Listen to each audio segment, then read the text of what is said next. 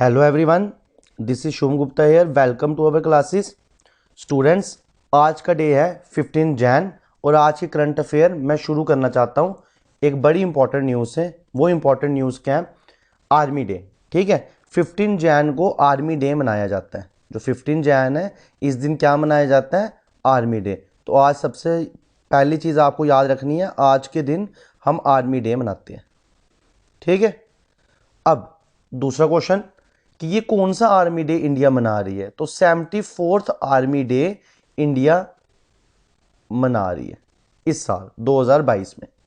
ठीक है, 2022 में कौन मतलब कितने नंबर का आर्मी डे मना रही है इंडिया? 74th नंबर का आर्मी डे मना रही है। ठीक है, अब मैं आपको थोड़ी सी इसके फैक्ट्स बता देना चाहता हूँ। थोड़ी सी हिस्ट्री में चलेंगे जो आपके लिए इंपॉर्टेंट है। ठीक है, आपको पता होना चाहिए ये आर्मी डे क्यों मनाया जाता है। तो देखो क्या है, ये उस टाइम की बात है जब इंडिया आज़ाद हो चुकी थी। ठीक है, जब भारत हमारा आज़ाद हो चुका था। और आपको पता ही है, जिस दिन भारत आज़ाद हुआ तो हमारे जो फर्स्ट पीएम थे वो कौन थे? पंडित जवाहरलाल नेहरू जी। तो जो पंडित जवाहरलाल नेहरू जी थे वो उस टाइम पे प्रधानमंत्री थे इंडिया के। ठीक है, अब उस टाइम प्रॉब्लम क्या आ रही थी? इंडिया के पास, हमारी कंट्री इंडिया के पास अपना कोई भी हेड नहीं था आर्मी को संभालने के लिए। ऐसा कोई हेड था ही नहीं जिसको एक्सपीरियंस हो कि आर्मी का नेतृत्व कैसे करते हैं। तो पंडित जवाहरलाल नेहरू जी ने मीटिंग बिठाई। ठीक है, मीटिंग में बड़े बड़े आर्मी के जनरल बुलाए गए और भी बड़ी बड़ी हस्तियां बुलाई गई, पॉलिटिशियंस बुलाए गए और सबके साथ बात चल रही थी उस टाइम पे क्या कि क्यों ना हम अपने इंडिया का जो पहला जनरल है, जो हमारा पहला जनरल है वो ब्रिटिश के ही किसी बंदे को बना दें। मतलब जो आर्मी का जो पहला जनरल है वो किसी ब्रिटिश के बंदे को ही बना दे। तो सब इसके लिए मान गए। मगर उस टाइम उस दौरान एक ऐसे पर्सन थे, ठीक है, जिन्होंने इसका विरोध कर दिया। ठीक है, और उनका नाम था लेफ्टिनेंट जनरल नाथू सिंह राठौर। तो नाथू सिंह राठौर जी ने पंडित जवाहरलाल नेहरू जी की इस बात का विरोध कर दिया और पंडित जी को बोला कि इंडिया आज़ाद हुआ है ना, तो अगर इंडिया आज़ाद हुआ है, आपको आर्मी के हेड की ज़रूरत है और आप ब्रिटिश आपका मानना है कि आपके पास जो आर्मी के बंदे हैं वो हमारे देश की आर्मी का नेतृत्व नहीं कर सकते, तो आप ब्रिटिशर के लिए ढूंढ रहे हो, कोई ब्रिटिश ढूंढ रहे हो, तो हमारे लिए तो प्राइम मिनिस्टर भी पहला आप ही हो। नाथू सिंह जी ने क्या बोला कि जो पीएम है, आप भी तो फर्स्ट ही पीएम हो, आपको भी तो एक्सपीरियंस नहीं है, तो क्यों ना हम प्राइम मिनिस्टर भी ब्रिटिशर ही बना दें। तो इस बात पे पंडित जी ने उनको उसी वक्त एक जवाब दिया और बोला कि क्या आप बन सकते हो? क्या आप बन जाओगे हमारे इंडिया के कमांडर, हमारे फर्स्ट इंडिया के चीफ बनोगे? तो नाथू सिंह जी ने बोला नहीं, मैं नहीं बनूंगा, मेरे से भी एक कैपेबल पर्सन है जिनका नाम है जनरल। ठीक है, अब आपको पता है इनकी डेथ हो गई होगी, इसलिए मैंने लिखा है लेट फील्ड मार्शल के एम करप्पिया जी। तो जो ये के एम करप्पिया जी थे, इनको बनाया गया हमारे इंडिया का फर्स्ट आर्मी चीफ। ठीक है, तो इन्होंने इस दिन क्या किया? 15 जैन वाले दिन हमारे इंडिया की जो आर्मी के जो फर्स्ट चीफ थे, उसी हिसाब से इन्होंने आगे हमारी कंट्री को चलाया, हमारी इंडिया की जो आर्मी स्ट्रेंथ थी उसको चलाया। तो इस वजह से इंडियन आर्मी डे 15 जैन को मनाया जाता है। अब एक चीज़ और मैं आपको बता दूं, ये जब चीफ बने तब ईयर कौन सा था? 1949। तो 1949 को ये चीफ बने, 15 जैन 1945 को ये चीफ बने। इन्होंने, अब ऑब्वियस ही बात है, अब ये इंडियन आर्मी के चीफ बने तो इनसे पहले भी कोई चीफ होगा, है ना। इनसे पहले भी एक चीफ थे और उनका नाम था general sir F R R Bucher. ठीक है, BUCHER। और ये ब्रिटिश के रहने वाले थे, ये ब्रिटिशर थे। ठीक है, आपको पता ही है आज़ादी से पहले ब्रिटिशर ही देश संभाल रहे थे। तो उनका जनरल कौन था? ये सर FRR बुचर। तो ये लास्ट ब्रिटिश जनरल थे जो इंडियन आर्मी के हेड थे, और जो फर्स्ट थे हमारे वो थे जनरल KM करप्पिया जी। ठीक है, और इस दिन को इसलिए याद रखा जाता है बच्चों, क्योंकि इस दिन को इस तरीके से भी याद किया जाता है कि हम उन सारे सोल्जर्स को याद करते हैं जिन्होंने अपनी लाइफ का सैक्रिफाइस कर दिया हमारी कंट्री और हमारे कंट्री के जो सिटीजन्स हैं इनको प्रोटेक्ट करने के लिए। तो ये सब कुछ था आज के दिन का, 15 जैन का, आर्मी डे का। आर्मी डे की हिस्ट्री भी आपके सामने रखी गई, क्या उस टाइम पे बात हुई थी वो भी आपके सामने रखी गई, सब कुछ अपनी तरफ से आपके सामने रखा गया। आई होप आप इंजॉय कर रहे होंगे इस सेशन को। ठीक है, अब हम चलेंगे आज के कुछ क्वेश्चंस पे। स्टूडेंट्स, नेक्स्ट क्वेश्चन हमारे पास है, what is the rank of PV Sindhu? What is the rank of PV Sindhu in the list of world's highest paid female athletes? ठीक है, तो जो पीवी सिंधु हैं इनका रैंक कौन सा है, किसमें?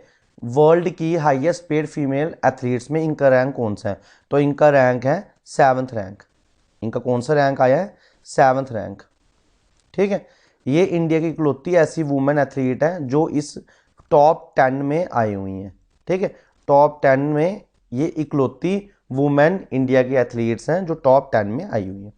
और ये जो सर्वे है ये कौन से साल का पेड बता रहे हैं, मतलब ये कौन से साल में इनकी इनकम बता रहे हैं? 2021 में।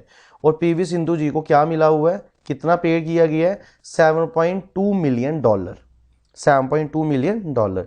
अब मैं आपको एक और इन्फॉर्मेशन बता देना चाहता हूँ, वो इन्फॉर्मेशन ये है कि जो टॉप नंबर पे है, पहले स्थान पे, वो कौन है? ओसाका। ठीक है, ओसाका एक जापानीज एथलीट है, वुमेन जापानीज एथलीट है जिन्होंने टॉप किया है इस रैंकिंग में। और इनको कितने डॉलर दिया गया है? इनको दिया गया है $57.3 मिलियन इनको पे किया गया है।